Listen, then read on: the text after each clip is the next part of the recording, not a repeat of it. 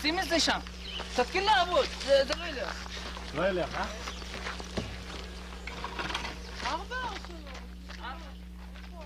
It's 5 a.m. May 25th, and Operation Solomon is underway.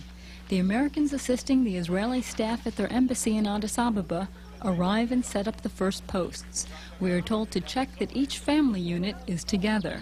No, we're supposed to check it off on the list. Okay, so one will do that. One will check the number of people in the family, and then if it's all right, then somebody takes the paper. We must also reluctantly take away their money. We don't have to take their coins away from them, do we? Coins. Coins? Change. Why do we even have to take their money at all? I don't know. Because they are not using if they are going to do something.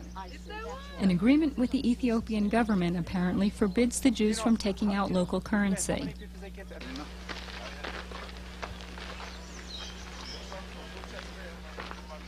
At 6 a.m., the first families arrive. As they enter, they are funneled through a traffic control maze. So far, it's an orderly process.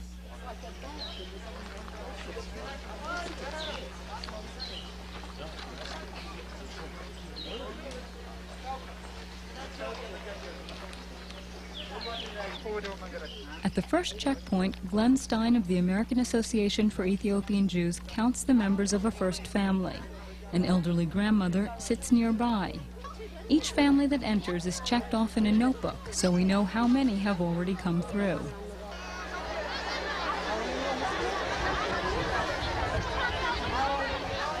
By 10 a.m., order breaks down. More than 14,000 Jews have gathered outside the embassy. Earlier this morning, embassy workers were sent out to spread the news and to bring the community in. Now in the crush, families panic that they might be separated or forgotten. The Israelis panic that they might not finish the job in time. Under pressure, some lose their cool.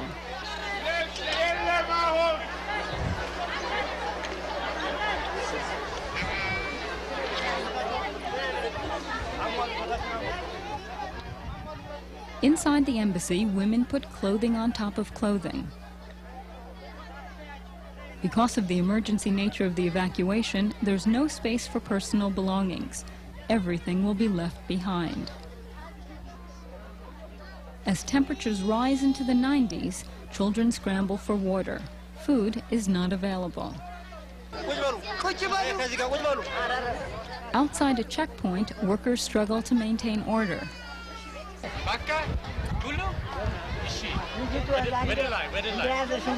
Glenn Stein tells a family to turn in their money and directs them up a hill. The second area is packed. Here the waiting continues.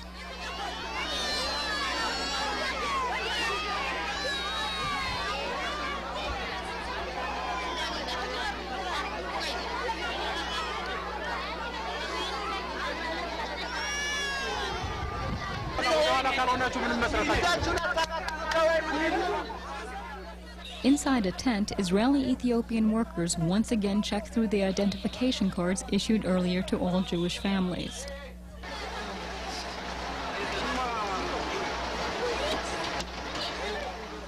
Three hours and several checkpoints later, the first families are now ready to board the buses. Stickers on their foreheads tell which bus they'll be on. In 10 minutes, they'll arrive at the airport.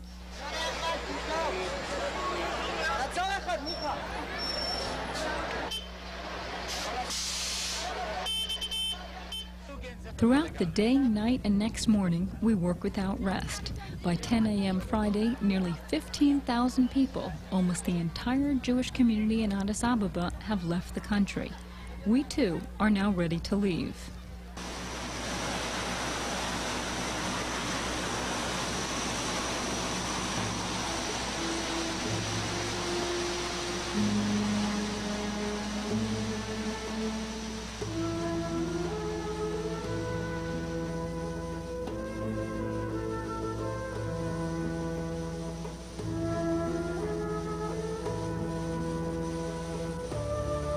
As our bus arrives at the airport, our people are greeted by dozens of Israeli soldiers flown in especially for the day. They carry the youngsters and assist the elderly up the ramp of the Hercules aircraft. We choke back tears.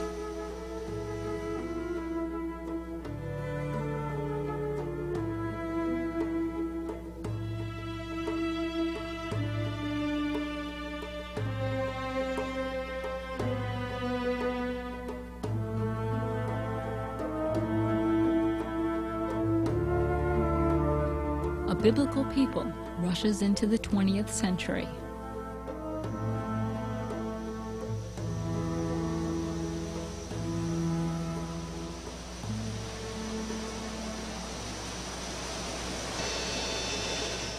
All 200 are now aboard. Some watch with awe as the giant hatch door lifts and shuts closed. For most, this will be the last peek at their motherland.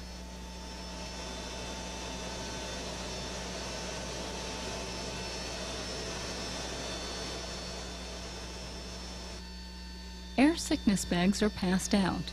There's no toilets, no food, and miraculously, no problems. For 5.5 hours, it's too noisy in here to talk.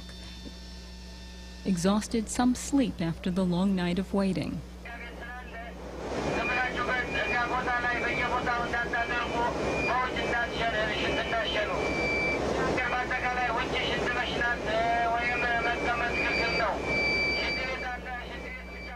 Time passes quickly. In 15 minutes, we'll arrive. Mothers hoist their infants on their backs. Sisters smile.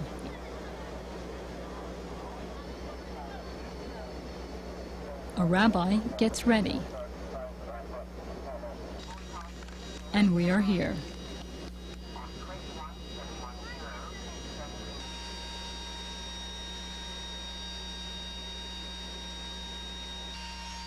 The door comes down.